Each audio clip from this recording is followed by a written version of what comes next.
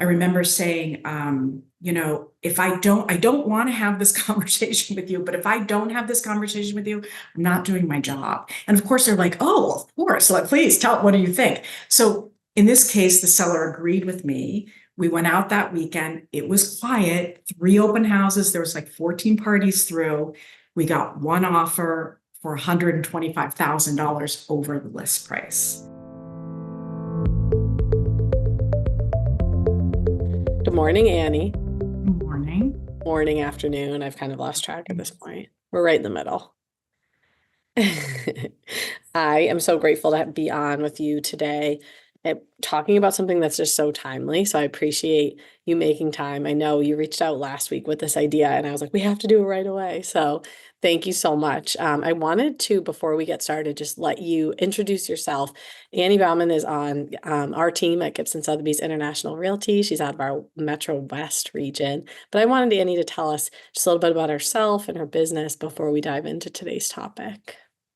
Okay, well, I'm thrilled to be here. I thought that when I threw out the suggestion, you might ping me in like July, but happy, no time like the present. My name is Annie Bauman, and I am the principal of the Bauman Group. It's a small team in Metro West, Massachusetts.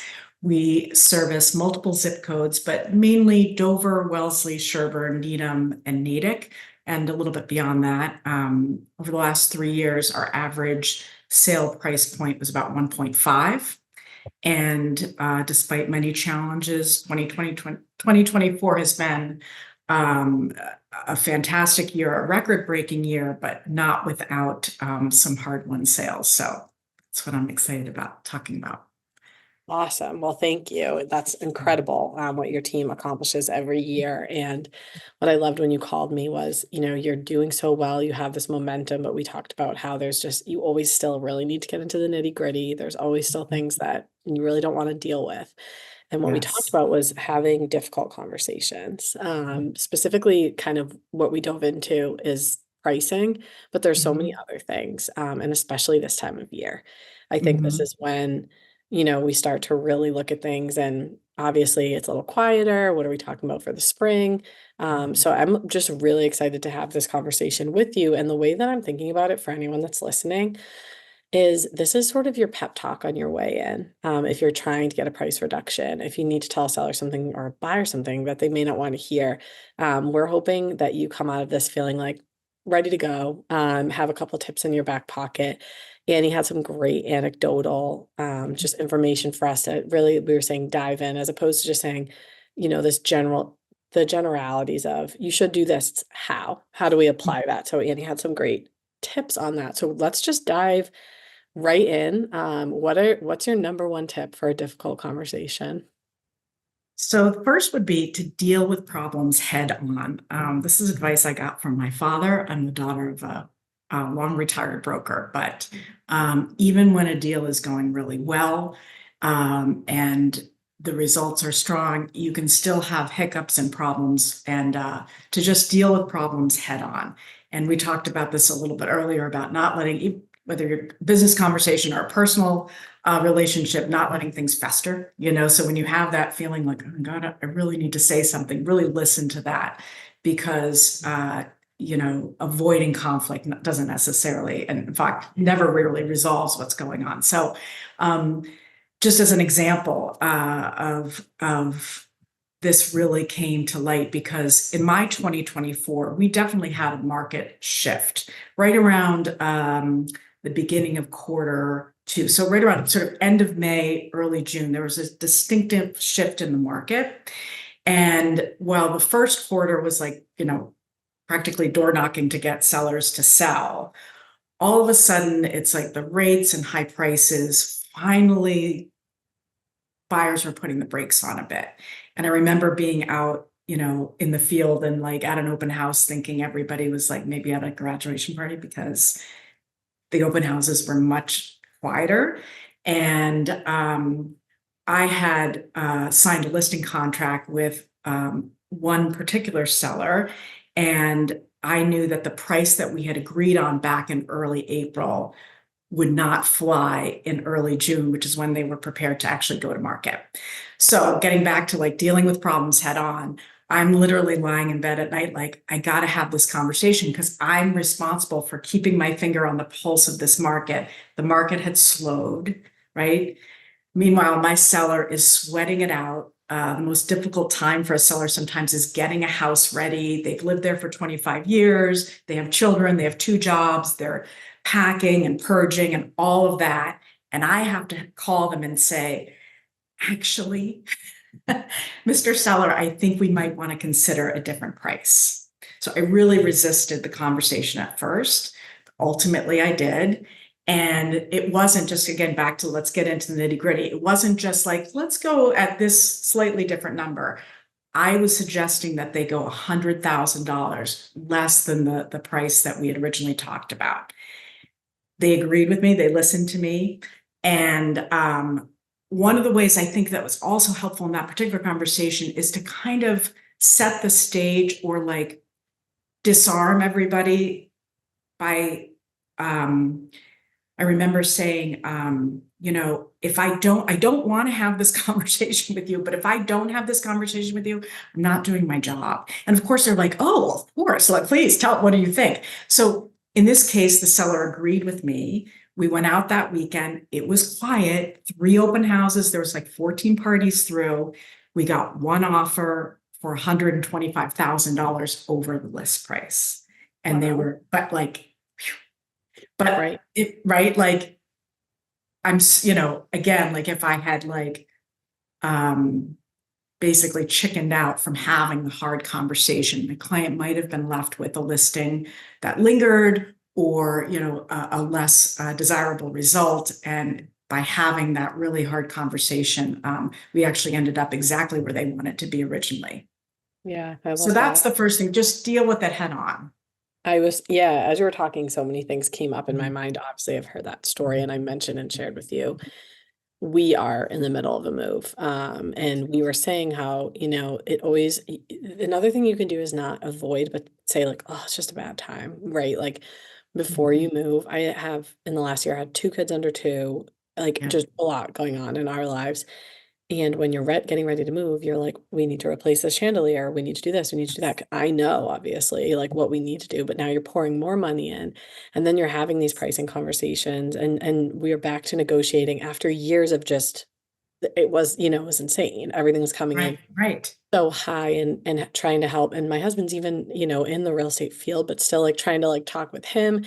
It's Yes. not easy to explain to someone who at that time is putting so much time, so much money into something, we need to take a step back, but it's just you need to be able to approach it. And the thing that I said that I kind of I commended you for when we talked was it may not even like a difficult conversation, but something that you're letting fester to go back.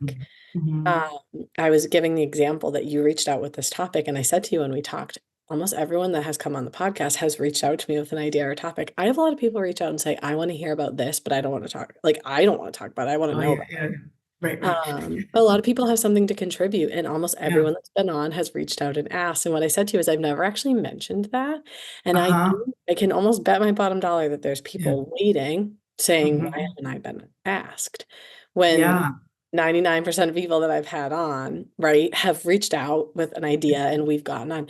And that's another thing I think is like, Mhm. it's not even difficult conversations. It's something that might be difficult or like a block that you're Right. sitting with, and that can be in client relationships too. Like, I don't know if you've ever had that or if there's something that comes to mind, but just being able to, because with this, I think that that's a really impressive quality to just Mhm. come at something and say, hey, I have an idea. And if Yeah. someone says that's not going to work, being Right. able to kind of mentally, you talked about mentally like getting through, Yes.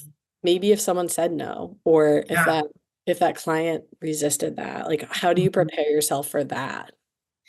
Right. Well, I mean, I guess, we talk about this a lot in our brokerage about expertise, and reminding myself, they are paying me for that expertise. So if you went to your doctor and you were trying to get your blood sugar under control, and they didn't mention your diet or, and didn't talk about, dessert after dinner, like they wouldn't be doing their job, Because they And thought it would so upset you. what's Right. that? Because they Yeah, thought yeah, it would yeah. upset you, That's that's right. not Right. right. Right, like they were trying to just, and I think a desire to, and you kind of shed this the deeper I think you go into this business and the more confidence you have, the more experience you have, but just shedding that desire to necessarily, always be bringing great news. Like that's just not realistic. Mhm. And I think that, so yeah, I feel like, and I guess just also sometimes with these, social media, like where, whether you're a teenage girl or you're like a real estate agent, we always showcase the glory of real estate and not the guts, and I think the most helpful thing is when in a panel or something like this is when we also give our colleagues and anybody who's listening, like sort of again, sort of the hard one situations, which no matter how successful you are, it doesn't matter. You can have 10 record breaking years in a row. You've had some really, ups and downs to get people across the finish line. So if I don't know, I'm happy to talk about that. I liked actually at G&E when we saw Reese Witherspoon speak, she, talked about her entrepreneurial, after being an actress for decades and starting her business, Hello Sunshine. I mean, she was in business meetings where, she raised her hand. She said she didn't know what ROI was. Like, do you remember like you have to be willing to like be vulnerable, I think, and be willing to share, like I said, like some of the hard things to grow and to I don't know. So that's some of the ways that I approach this, not to be afraid of the hard conversations. No, I love that. Yeah. It is so true, like, kinda being Yeah. able to ask that. I always think that's almost a superpower. I have Mm. some people think, like, Mhm. age is a disadvantage, like, if you're younger and whatever, and it's like, I Yeah. always use that as, like, an advantage because it's like, I'm not afraid to ask a question. Right, Because right. people aren't gonna assume you know everything, and Yes. nobody should. That's the worst thing Yeah. that can happen to you if you get to a point where you wanna pretend you know everything, and then you're Right, never right. asking. Yeah. Because there's really graceful ways to ask questions and still Yes. command respect and seem confident, and that's another thing about some difficult conversations. You might not understand what someone's saying, or you might not have seen this before. That doesn't mean Hmm. that you're not seasoned, it doesn't mean you don't know what you're doing, it doesn't mean that you're not the best choice, in an agent for your Yes. client, but admitting, "Hold on, I Hmm. haven't seen this," right? Because 'Cause we're gonna dig ourselves a little deeper, and just Hmm. realizing everyone's a human and has done something for the Yes. first time. I love how you set the stage with, like, "This is my job," right? So Hmm. there's, like, I'm a human, I care, and this is my job, and you're human Right. too, and I'm sure you've done something difficult, and they, like, immediately can kind of Hmm. see eye to eye with you, even if they are Right. saying something hearing something they don't wanna hear. Usually Right. they'll come around if you can come at it from that perspective. Hmm. Hmm. What's your Exactly. second big tip? So always when you're starting a difficult conversation, the second tip would be always put my client in the driver's seat. So I think whether you're a buyer or seller, even a seasoned buyer or seller who's traded real estate multiple times, the experience can feel out of control at times. And so I always put my client in the driver's seat because they are. They sometimes lose sight of it, but they truly are. So I'm going to talk about, in this case, this was actually a house where the seller decided to actually do a price reduction. And so they had been marketing for about 60 days, on the market for 60 days. But, even though I know they were very motivated sellers, they had tried to market this property prior. So this was I was their second agent. It's still, a tricky conversation and preparing for that. So, one of the ways I put them in the driver's seat is I'll say something. I remember opening it like this: would you be open-minded about any solution that would get us over the finish line? And by doing that, everybody is open-minded, or they consider themselves open-minded, right? So it also lets you get to the real answer of the right price improvement or price adjustment, as opposed to just randomly choosing, or even a significant number might not get it done. It's just, let's put everything out on the table. Are you open-minded? And of course, they are. The other thing I say ad nauseum, if you work with me, I'm like, permission to speak freely, because who doesn't want you to speak freely? But it also Yeah. disarms you, because they're prepared for the fact that you might say something that you're not just diving in with, like, the basement smells and the lawn needs to be cut and all the negative, whatever the things are. It's just, we're going to is it okay to dive into this? And Mhm. again, so these sellers, they were very motivated. I just want to say that a price adjustment is not always the right solution. But in this case, I knew, again, given their motivation level, given that we had the market shift, it's late July and we don't have an offer. I'm not doing my job if I don't have the conversation. As Right. resistant as I might feel in my spirit to sit down and begin. But what we ended up doing, and just again, get a little tactile, is I went kind of old school. And I haven't had to do this for a long time because the market hasn't required it. But I did like a stack value analysis, which was taught in ninja training. And what was happening as a result of that market, again, not going off a cliff, but just kind of like all of a sudden a buyer in late July, if they were shopping in Dover, Westwood, Needham, Medfield, they had like 7 to 10 options. Whereas, in these last couple of years, it was like none or one. And so again, getting back to, can we talk about all creative options? What's that actual number need to be, Annie? And I said, what if we brought it right underneath the pack? And they were like, but again, in the spirit of let's put it all, they agreed to that number. It sold that weekend with a cash offer, close in 30 days. But the best prologue to that story is that I would ping my client every single time one of their competitors finally sold. And we always did better by 50K, 75K, 150K. And I was like, do you know, because I care, I want obviously the best result, but by making, again, picture it's late July, it's hot. Markets like it's not, the beginning of the spring, it's a different time, very motivated seller who wants to get it done. And by taking a bold move, we got a really outstanding result that actually beat out all those competitors. Yeah, and coming into the So, conversation, yeah, I mean, a lot of people listening know they have their own pricing strategies and stuff, that's but right. you're Yeah. basically saying, I'm willing to come to the table. Yeah. Coming out with that, like both examples you gave, for the first one came Mhm. over right away, right? And if you Yes. came up that Yes. 100K higher, you may not have had anybody at the table. Like you want to get people to the table and you can go Hmm. from there. And I think, what good for you to Yeah. continue to remind them as that time goes by, because you always wonder as a seller. Right. The thing I love Yeah. about this point too is the driver's seat. Like this is a partnership. I think sometimes people, when Hmm. they're like, if you're listening to this as your pep talk, and honestly, Yeah. anybody in the industry could listen to this. But what I love and I want to kind of underscore about what you said is the driver's seat. It's not you versus them, which sometimes it Hmm. feels that way. When you're partnered with people, we're partnered with our clients, we're partnered with each other. It's Hmm. never you versus them, because when you think about it, we're always both working toward the same goal. It's that That's right. partnership. And by you saying something like, can I speak freely? Basically Yeah. saying, can you let your guard down and just listen to this without Yeah. getting worked up, or, Yeah. can you be open-minded? You're Yeah.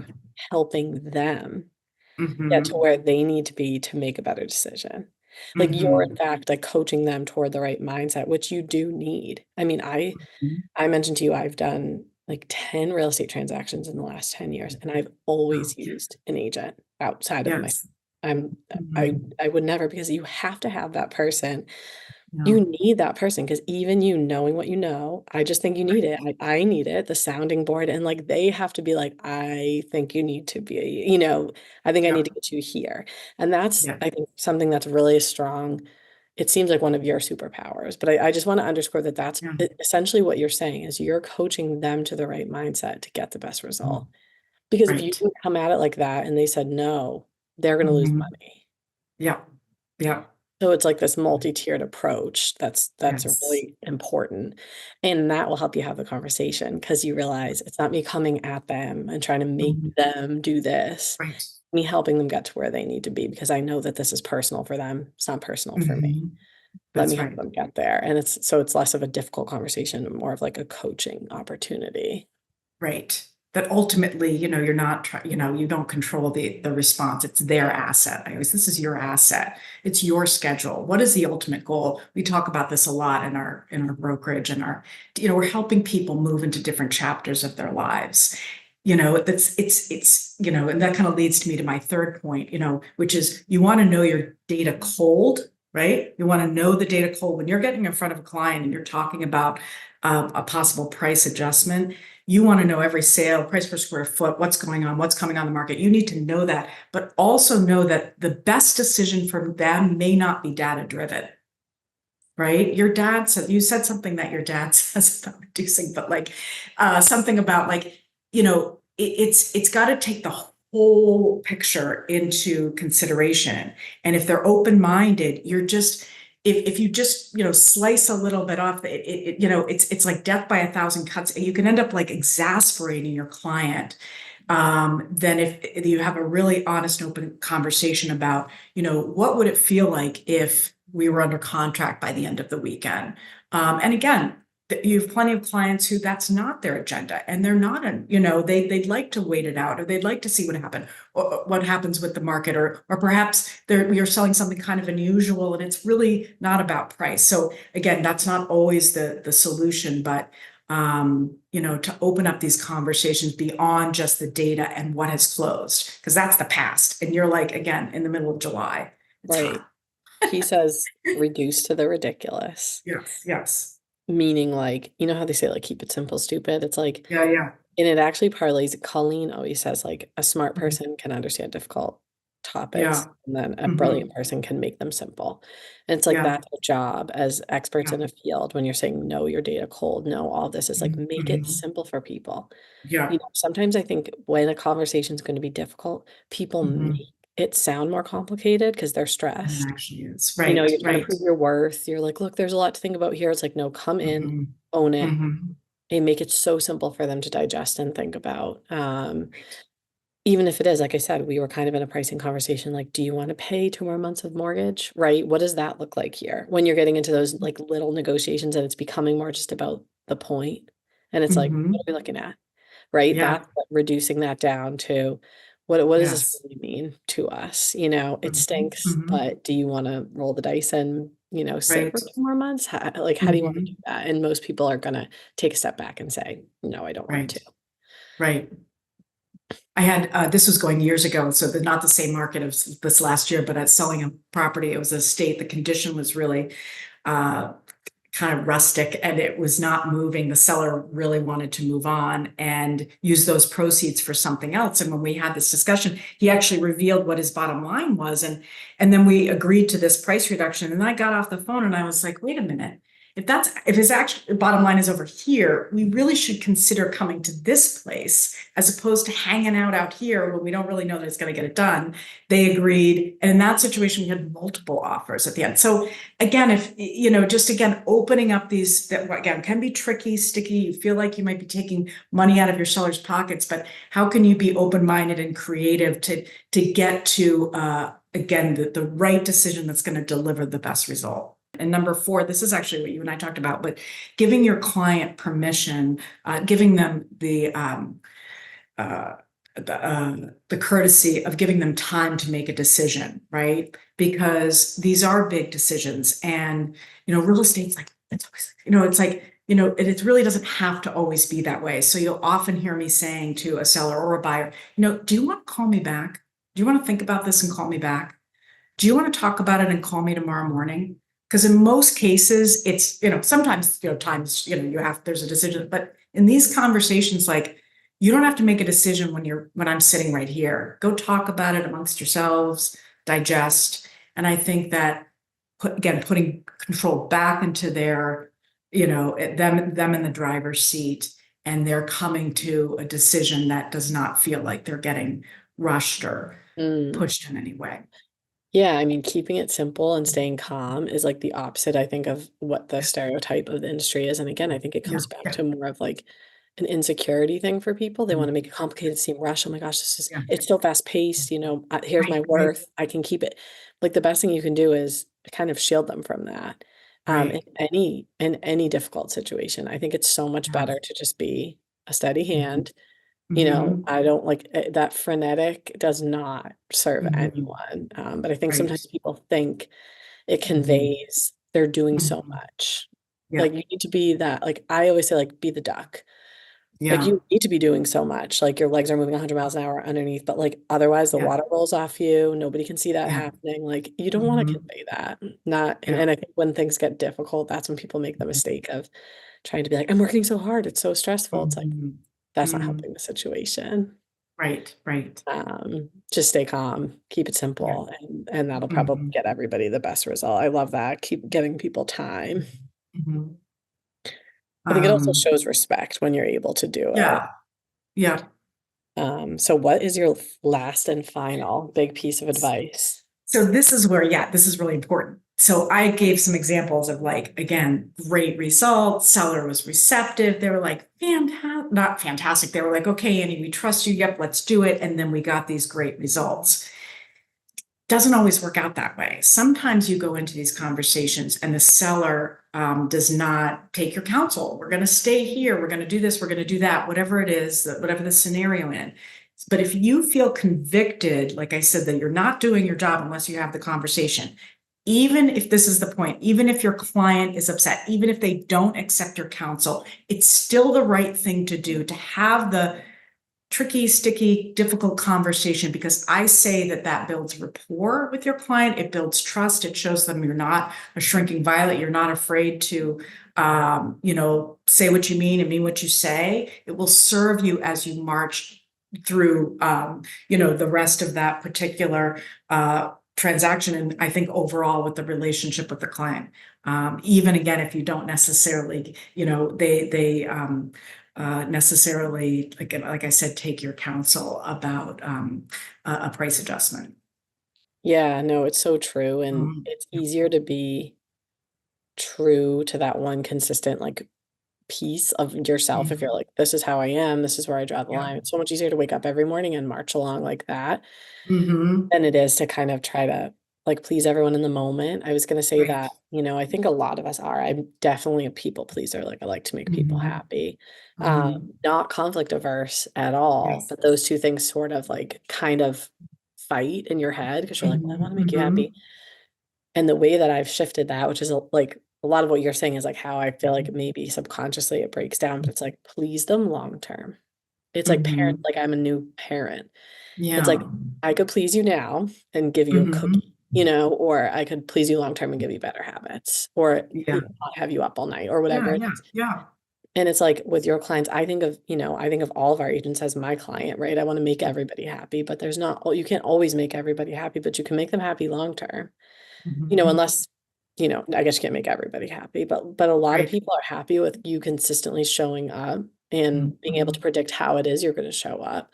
So even if Right. it's a difficult conversation, you're at least still, like you're saying, being true. And for Hmm. anyone listening, that's like, I'm definitely a people pleaser. I want to make everyone happy. Like that's my little thing that I shift in my Yeah. head. It's like, let's make them happy long term. Hmm. Because everything that's going to make them happy short term, you might say something that your seller wants to hear about pricing. We Right. were saying how a lot of people, and I know George Valentine, we say coined the term. I don't know. I mean, the phrase, I don't know if he really did. We're giving you credit, George, but the first kiss, the second wife, and the third realtor, those are the three things you want to be. And we were saying like that's kind of from the fact that some people need to take that long to get realistic on their pricing. But I think a lot of times you could probably get them there, as the Hmm. first realtor. It's just, it's hard. Yeah. These, Yeah. like you're saying all of this because you clearly are very seasoned at it, but none of this is easy. So I think So that's hard. kind of where this Yeah. idea came from is could we talk about this? Can we break this down? Can we help people? Because this time of Hmm. year, this is the time that, everyone thinks they can get a deal. And if you have a Hmm. market, something on the market, it might be sitting. Uh, Right. if you have to launch Yeah. something early spring or you're having a difficult conversation about pricing in the spring, this is your pep talk. Yes. Hopefully people can take a few things out of this. Is there anything else you wanted to leave with anyone Yeah, I listening? think that just to what your point you just said, like when you know in your mind, am I avoiding a conversation sort of in your gut level, or are you trying to control parts of this job that we don't control? Like for instance, a market shift. I didn't control that. I didn't, you know Hmm. what I mean? Like that just happened. And when you're trying to do that in the name of making sure you're some sort of hero or magician, that's when I think you can really end up uh doing more damage. And so just kind of that internal, uh, reflection about what is motivating you or keeping you from having that conversation, and just not being afraid. And even if it means like maybe talking to somebody, a teammate or fellow realtor, or sitting down or calling you or Colleen or someone and talking it out. I think that, the more you exercise that muscle, the more confident you'll be. And you'll, again, your clients, like I said, long term will be happy, and your business will reflect that. I love that. I'm so grateful for all you shared today. And I love that call Thanks. us. That's a good call to Yeah, action. yeah. Let's Yes. flush it out. I always joke Mhm. we had a bulldog that was like so aggressive, but he didn't like do Oh, anything. He would just like give a yeah, bad vibe. We'd walk by yeah, like golden retrievers and like these yeah, dogs go nuts. And the owners be yeah, like, Roger, like I've never seen him right. do that before. And we're like, that's because our dog's evil. But Yeah, he didn't like say anything. It's just the reaction he got. And I think yeah, that's the yeah. big thing here is like if you can call and talk this through Mhm, and not mhm. be our bulldog, Yeah, Hampton, right. because when you go into these conversations and you're Yeah, really tense and stressed, because that's all he was, yes. you're Right, right. just going to get people more stressed out. Everybody can feel it. You're stressed to talk to them. Yes. Now it's a difficult conversation. More stressed out. Like Right, right. flush it out with your anybody, your kids, your Mhm, mhm, spouse, your friends. mhm. Call Annie, call me. Yeah, yeah, Go in there feeling as calm as you possibly can. Like if you're listening to yeah. this and you're truly on the way to one of these, like take a Mhm. couple deep breaths. The best thing you Yeah, can do is just give off that chill.